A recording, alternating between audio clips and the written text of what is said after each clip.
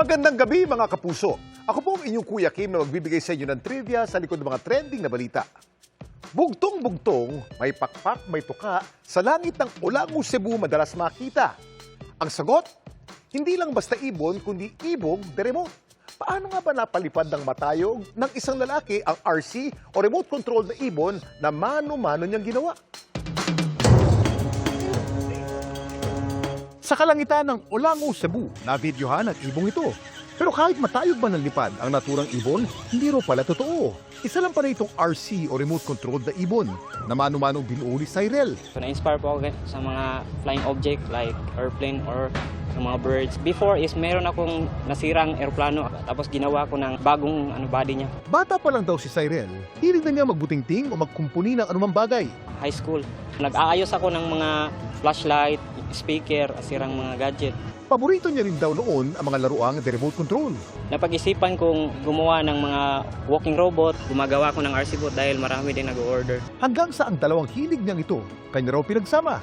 Gumagawa siya ng sarili niyang mga remote control na laruan. Kabilang narito ang kanyang latest na obra, ang RC Bird. Gumawa ko ng mga recycled materials like ng mga barbecue stick na pinagdikit-dikit ko tapos yung pakpak niya is plastic ko. Gamit ko yun is electric motor ng mga bata. At dahil may pakpak ang balita, kung kani-kaninong newsfeed nakarating ang video ng RC Bird ni Cyrel. Pero ang iba nagdududa. Papatunayan po yan kasi marami na po akong ina-upload na video na lumilipad talaga. May nagsasabi doon na wala daw ang aerodynamics, maliit yung wingspan niya, tapos yung body mali daw. Babasihan rin natin yung mga ganyang science. Dapat self-believe po kayo sa potential nyo. Kaya si Cyrel, papatunayan na ang kanyang likha, hindi lang resulta ng malikot na imahinasyon, lumilipad talaga.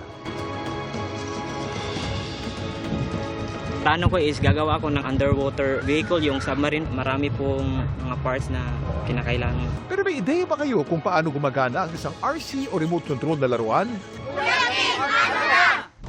Ang mga RC toys ay gumagana gamit ang isang remote control o transmitter. Kapag pinindot mo ang button sa remote, nagpapadala ito ng signal. Ang mga pinapadala ng mga signal, natatanggap at binabasa ng mga laruan gamit ang isang receiver sa loob nito. Meron din itong control circuit na siya nagsisilbing utak ng laruan. Sinasabi nito sa motors o makina ng laruan kung ano ang gagawin base sa signal. Ang ilang advanced na RC toys naman, gumagamit na ng makabagong teknolohiya, gaya ng Bluetooth at Wi-Fi. Ang iba naman, kaya ng kontrolin ng mga phone apps. Alam niyo ba kung ano naman ang pinakaunang remote control na laruan sa kasaysayan? Ang pinakaunang remote control o RC toy sa kasaysayan ay hindi RC car, airplane o helicopter, kundi isang remote control na boat o bangka. Ito'y pinakita ni Nikola Tesla sa isang demonstration sa New York City sa Amerika noong 1898. Gumana ito gamit ang wireless signals. Ang pinakauna namang commercial RC toy o yung remote controlled na laruang binenta sa publiko ay ang Radicon Bus. Binenta at pumatok naman ito sa Japan noong 1950s. Samantala, para malaman ang trivia sa likod ng viral na balita, i-post o i-comment lang, #Kuya Kim. Ano na? Laging tandaan, importante ang may alam. Ako po si Kuya Kim at sagot ko kayo 24 oras. Malaking hamon ang mga namataan umanong pating sa paghahanap ng mga diver sa 10 pang nawawalang sakay ng MV Tricia Kirsten 3. Sa Zamboanga City naman, stranded ang maraming pasaherong pasulo at basilan dahil kulang sa barko. Nakatutok live si Jonathan Anda. Jonathan. Yes, Vicky, nandito ako ngayon sa dagat ng Basilan. Sakay po nitong BRP-2 Batahan ng Philippine Coast Guard na nagsa-search and rescue operation dito. Ito pong lokasyon namin ngayon. Dito po pinaniniwala ang lumubog yung Roro na MV Tricia Kirsten 3. Pero hindi po namin makita sa surface ng dagat yung lumubog na Roro. Kaya po kanina lang pinasisid na po yung ROV o yung remotely operated vehicle ng Philippine Coast Guard para po malaman kung saan ba talaga yung eksaktong lokasyon ng lumubog na Roro. Narito po ang report. Umaga kanina nang dumating sa Zamboanga City ang 19 na technical divers ng PCG para sisirin ang dagat ng Basilan at hanapin ang lumubog na MV Tricia Kirsten 3 at 10 nawawala pang sakay nito. Bit-bit nila ang mga diving equipment mula Maynila gaya ng ROV o remotely operated vehicle na ito na may kable na hanggang 300 metro. Sapat para sa 76 na metro na tinatayang lalim ng dagat ng Basilan malapit sa Balok-Balok Island. Isa sa nakikita ngayong hamon ng diving team ang mga pating sa dagat ng Basilan. May mga balita lang na medyo marami daw shark. Hindi naman po infested pero may mga sightings. Delikado po yun. Actually, nag-extend na kami ng search area at pinaigting namin yung aming coordination doon sa mga coastal communities, coastal barangays, hoping na mayroong mga survivors na napadpad doon sa area. Yung mga malilit na mga isda, pinagtanungan din natin yon, baka mayroong mga na-recover sila na mga survivors na hindi lang na-report sa atin. Dumating na rin kanina ang investigating team ng PCG mula Maynila para alamin kung ano ba talaga ang nangyari at lumubog ang Roro. Ang Philippine Navy naka-standby sakaling kailangan pa ng tulong sa search and rescue. Sa pinakahuling tala ng PCG, 316 ang survivors, 18 ang patay, 10 ang nawawala na puro crew ng barko, kapitan nila at isang tauhan ng PCG. Pero sabi ng mga naghahanap na kaanak hanggang kanina sa Zamboanga City Port, may mga pasahero pang nawawala. 6 na school administrator din ng DepEd Sulu ang hindi pa umano makita. Kung sakali man na unfortunately they already perish, at least makita natin yung body, yung katawan, for the benefit of the families also. We're still hoping for a miracle. So maasa pa ho tayo na maaaring baka na adrift sila, at napadpad sila sa mga isla natin. So we're still hoping. Dahil grounded ang buong passenger fleet ng Allison Shipping Lines na may-ari ng lumubog na Roro, apektado ang mga biyahe ngayon pasulu at Basilan. Ang mga biyahero nag-uunahan sa mga ticketing office ng mga barko sa Zamboanga City. Ang mga bata at matatanda nakasalampak na sa sahig sa tagal ng intayan sa ticket.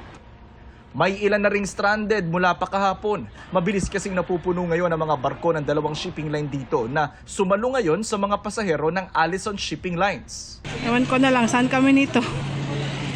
Papunta, wala din kami saan magpunta. Sakto lang yung pera namin pamasahe. Kahapon pa kami dito. Kailangan talaga umuwi. Wala mapuntahan namin dito. Wala kamag-anak namin dito sa Zamboanga. Galing namin sa Ipil.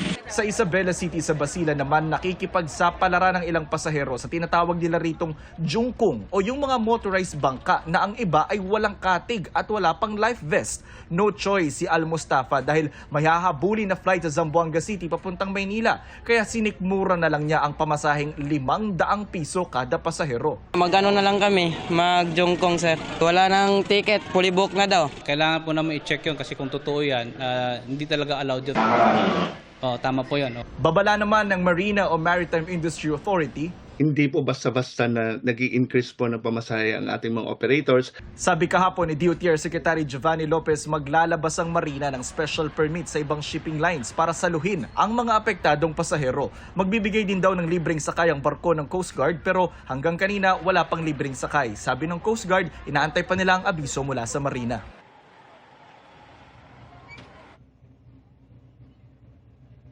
Vicky, medyo humupa na ngayon pero kanina lang matataas po yung alon dito sa lokasyon namin.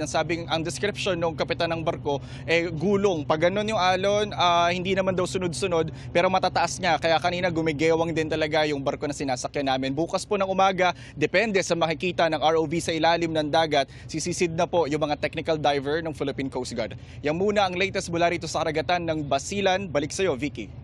Maraming salamat sa iyo, Jonathan Andal. Giniit ng isang senador na kulang ang suspensyon at dapat may makulong sa paglubog ng barko ng Allison Shipping Lines. Sabi ng Marina, posible yan kung mapatunayang may nagpabaya sa inspeksyon ng barko. Nakatutok si Mav Gonzalez. Bago lumubog ang MV Trisha Kirsten 3 nitong Lunes sa Basilan na ikinasawi ng 18 at ikinawala ng 10, nasangkot na pala ang kumpanyang may-ari ng barko sa 32 aksidente mula noong 2019. Kaya tanong ng Senate Committee on Public Service matapos ungkatin yan, bakit nakakapaglayag pa ang mga barko ng Allison Shipping Lines? Ibig sabihin, ang mga barko nito ay makonsider bilang mga floating coffins. Bakit hindi muna ni-review yung mga barko at siniguro na maayos at seaworthy itong mga barkong ito at yung mga pahinante nila o yung mga tripulante nila ay well-trained. Kulang po yung suspension. Kung pwede, dapat may makulong. Paliwanag ng Marina na parusahan na ang Allison sa mga naunang aksidente. Iba-ibaan nila ang parusa. Depende kung ang nangyari ay less serious, serious at very serious. May mga suspension po. Ito pong nangyari ngayon sa Basilan. This is a very serious kasi meron pong namatay. The sanctions here, yun po, nag-suspend na kaagad. Tuloy ang investigasyon ng Philippine Coast Guard, Department of Transportation at Marina sa paglubog ng MV Trisha Kirsten 3. Maaari niyang tumistigo ang 2 tauhan ng Philippine Coast Guard na sumakay sa lumubog na MV Trisha Kirsten 3 bilang Sea Marshal. Pwede nilang sampahan ng kasong kriminal ang may-ari at crew ng barko kung mapatunayang nagpabaya. Ayon sa PCG, required ang pre-departure inspection sa lahat ng barko kabilang ang kakayahang sumuong sa panahon. Sa checklist, Senator, kasama po doon yung crew manifest, passenger manifest. Sabi mo pa kanina, tama ba yung lashing? Kasama na po yung competency, meaning po train ang kanyang officers at crew.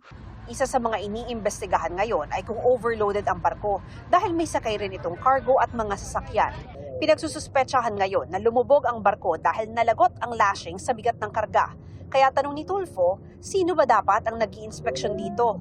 Ito po yung chiefmate. After ng kapitan, siya po yung susunod.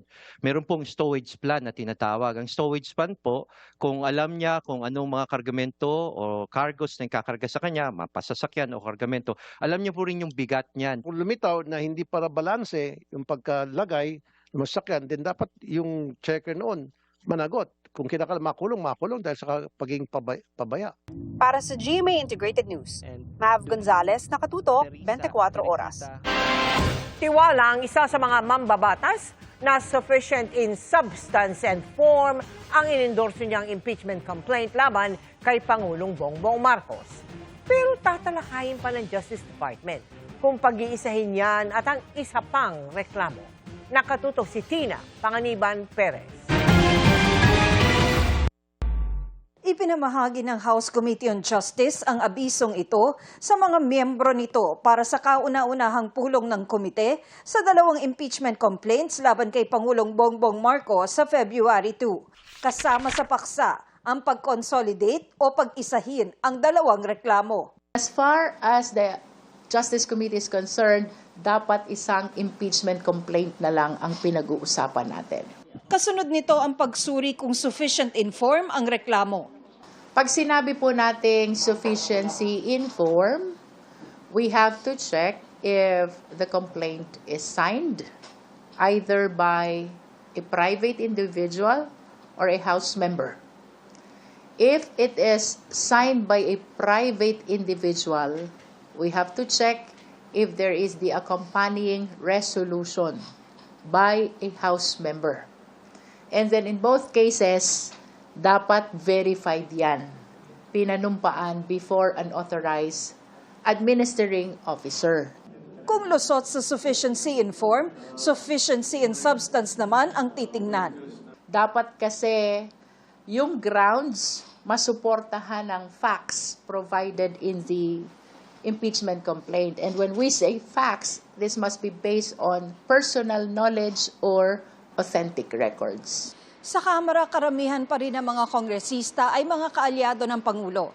Kaya para kay House Committee on Justice Chair Jervy Luistro, ang pinakamalaking hamon para sa kanila ay ang manatiling independent.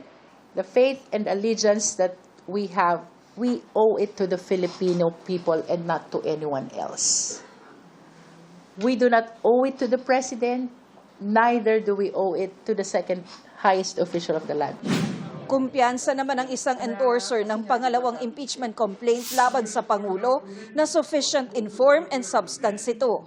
Ang laman nun ay ang katotohanan ng nangyari sa flood control corruption scandal at sa direktang papel ng Pangulo rito, kaya kailangan siyang managot through impeachment. Malakas yan lahat.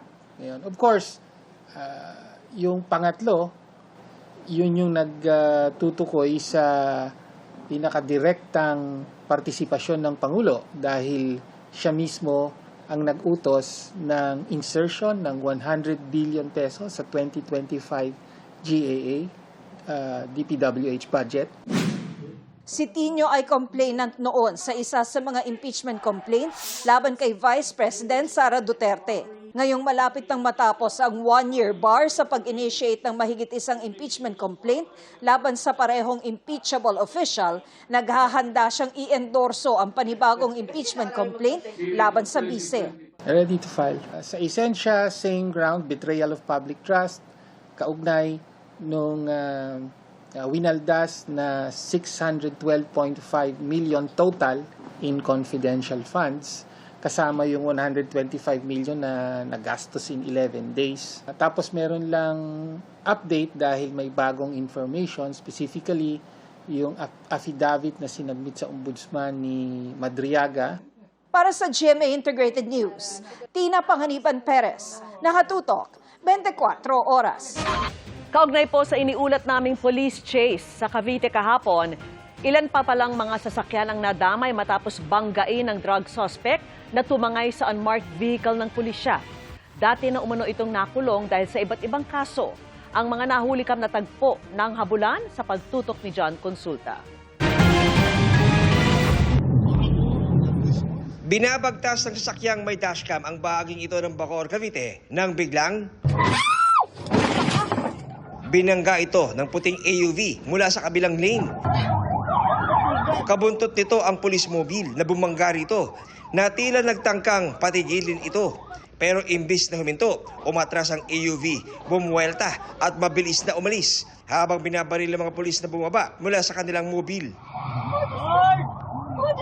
Hinabol pa ito ng pulis pero tuluyan ng humarurot. Sa isa pang video, nakuha naman ng pasahero ng isang jeepney, kita rin ang pagharurot ng puting AUV. Tumumba at tumamba lang sa gitna ng kalsada ang isang motorsiklo na nabangga umano ng AUV. Ang naturang AUV ay unmarked vehicle umano ng mga operatiba na inagaw lang ng suspect sa ikinasang bypass operation. Ayon sa Bacoor Police, nagtapos ang mahigit isang oras na habulan sa may Cavite, sa may bahagi na ng Cavite, kung saan nakipagbarilan ito sa Bacoor Police na nauwi sa kanyang pagkasawi. Target dapat ang isang bypass operation ng Bacoor Police ang suspect, pero nagawa niyang makipagpambuno sa undercover na police bago tangayin ang unmarked vehicle ng PNP. Matangkad, 6-footer po siya. So, malakas daw. Talagang desidido pong makatakas. So yun siguro yung very desperate siya na di natin siya maipasok sa kulungan. Nagpaikot-ikot pa po siya doon sa gawin namin sa Bacoor. Tapos pag nako-corner, umatras, nag-U-turn, kumakawala. So along the way, may mga po siya na hit and run na mga same din na nagmamaneho yung iba. Ginawa natin lahat ng best natin, sir, para ma-immobilize siya na hindi na makapag-cause further ng harm sa kahit anong tao po. Dati na raw nakulong ang suspect sa iba't ibang kaso. Dati na po itong nakulong sa salang theft, pagnanakaw, and gambling. And of course, involved siya sa illegal drugs listed as street level individual po. So yun, pusher, user po siya. Para sa GMA Integrated News, John Consulta, nakatutok, 24 oras. Patapos pa lang ang unang buwan ng 2026 pero 2 wishes granted na raw agad para kay Kylie Padilla. Isa na dyan ang pagbabalik niya sa Encantadia bilang si Amihan at makakapiling na rin niya muli ang kanyang mga Sangre Sisters. Makichika kay Nelson Canlas. Things are turning out great for Kylie Padilla ngayong 2026. Mas na-enjoy niya raw ang pagiging mommy ngayong lumalaki na ang kanyang 2 anak. Sa kanyang birthday a few days ago, na-appreciate niya ang simple joys. We went to Thailand like a few days prior. So parang yun talaga, sinadya ko na yun yung celebration namin as a family kasi dinala ko yung mga bata. First time namin na mag-abroad na kami lang with my yayas. Na walang ibang kasama. So I'm super proud of myself kasi nag-enjoy naman talaga yung mga anak ko. That's our real celebration. But on the day mismo, may school ako Ricky Lee. I did my Ricky Lee session. And then I just prayed. Yun lang, ganun lang kasimple. Natupad na rin ang wish niya na makabalik sa Encantadia Chronicle Sangre, kung saan gumaganap siya bilang amihan. Hindi kayo aalis. Hindi ako kasama. kapag magkakasama nga raw silang apat na sangre, it's like 2016 all over again.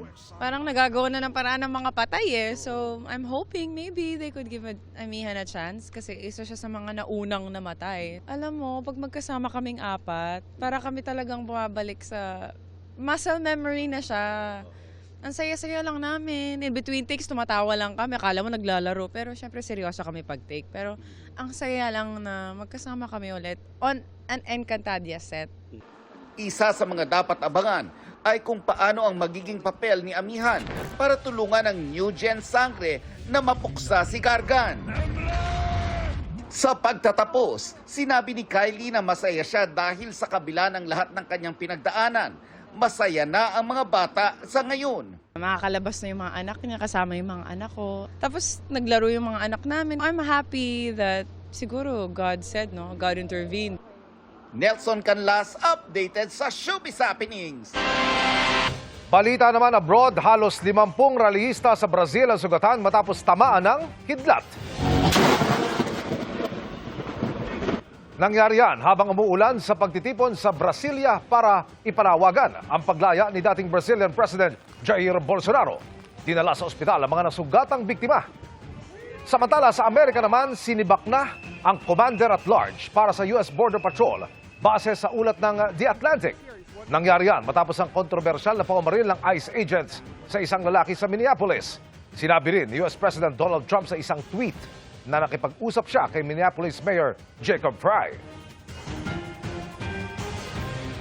Sa Amerika pa rin, palayo na ang storm system na nagdulot ng matinding winter storm sa silangang bahagi ng Amerika. Pero balot pa rin sa makapal na snow ang ilang kalsada. Hindi po bababa sa 25 US governors ang nagdeklara na ng state of emergency. May ilan namang sinamantala ang naipong niebe para mag-sled o snowboard. From Pitsenyor to Halabira, sa Dinagyang Festival sa Iloilo naman nakisaya ang ilang kapuso at sparkle stars na dinagsa ng mga Ilonggo. May report si Kim Salinas ng GMA Regional TV.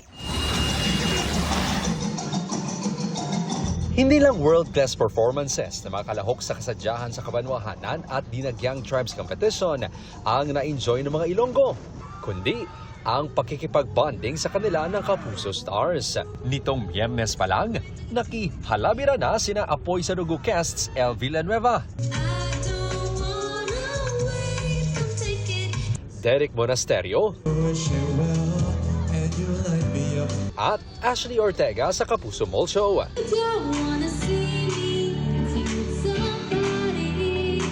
Grabe yung energy ng mga tao pala pag Dinagyang Festival. Maraming salamat po sa lahat ng nanood. Sobrang na-appreciate namin na pumunta kayo dito para makita kami na personal at supportahan. Thank you all for coming again. Happy Dinagyang Festival, mga kapuso! Napuno naman ng fans ang fountain area ng isa pang mall sa pagpapakilig ni na hating kapatid cast, Cassie Legaspi at Cheska Fausto. Siyempre, hindi rin nagpatalo pagdating sa energy ang fans ni Never Say Die star Jillian Ward. Iba po kasi talaga dito sa Iloilo, lahat po very warm, super lambing ng mga tao. So parang ang saya lang nilang makita. Grabing energy nila, super give na give, and nakakahawa yung positivity nila. So I love it. I love it. Ang saya. Sobrang warm yung pagtanggap talaga nila, kaya sobrang nag-enjoy kami. Nitong linggo, live naman na nasaksihan ng Wag Kang at Titingin casts na sina Allen Ansay, Charlie Fleming, Sian Lucas at Anthony Constantino ang performances ng mga tribo sa Dinagyang Tribes Competition sa Iloilo Freedom Grandstand. Ang isang warrior, hindi napigilang kiligin nang makita sa kanyang harapan ang idolong si Anthony. Hindi lang dyan nagtapos ang kanilang bonding sa Ilonggo fans dahil nitong linggo ng gabi, napuno rin ang isang mall sa Kapuso Mall Show sa performances ng Kapuso Stars.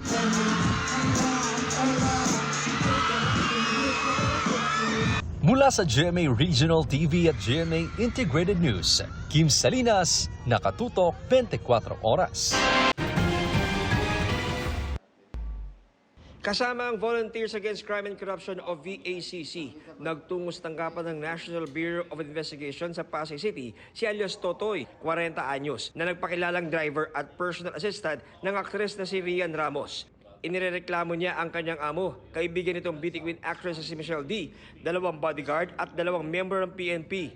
Kwento ng complainant, noong January 17, pagkagaling sa isang taping, bigla raw siyang persang iniakyat sa condo unit ni Ramos at D. Pinaamin daw siya tungkol sa angpaw na umano'y kinuha niya mula sa condo unit. Naglalaman daw ang angpaw ng ilang mga sensitibong larawan. Kinausap ako ng pulis, nasa iyo ba talaga? Sabi ko, wala po sir. Sabi ko, sa condo unit, kinulong daw siya ng 3 araw habang paulit-ulit na binubugbog ng 2 bodyguard ni D. bigla pa akong hinatak ng 2 bodyguard. Tapos yun, nagbubugbog nila ako sa loob. Sinisipa ako, suntok, kahit sa gilid ng CR. Si D, kasama raw sa gumulpi sa kanya. Binubog ka muna ni Michelle. Sino Michelle? Michelle D. Paano kanya binubog? Pinatayo ako niya, tapos sinikmurahan ako, sabi niya, akin na. Sabi niya sa akin, para matapos ang ano natin, usapan, akin na yun. Tapos sabi ko, ma'am, wala po sa akin. Pag sabi ko, wala, titirahin na naman niya ako. Binugahan niya ako ng alcohol, buong katawan ko, pati mata ko. Tapos yung ginawakan niya dito, tinusok mata ko ng 2 daliri niya. Pati umano si Ramos, sinaktan din siya. Sinapak po niya ako dito. Medyo nakainom siya eh. Tapos binatukan niya ako dito, di ko mabilang, walang bisis.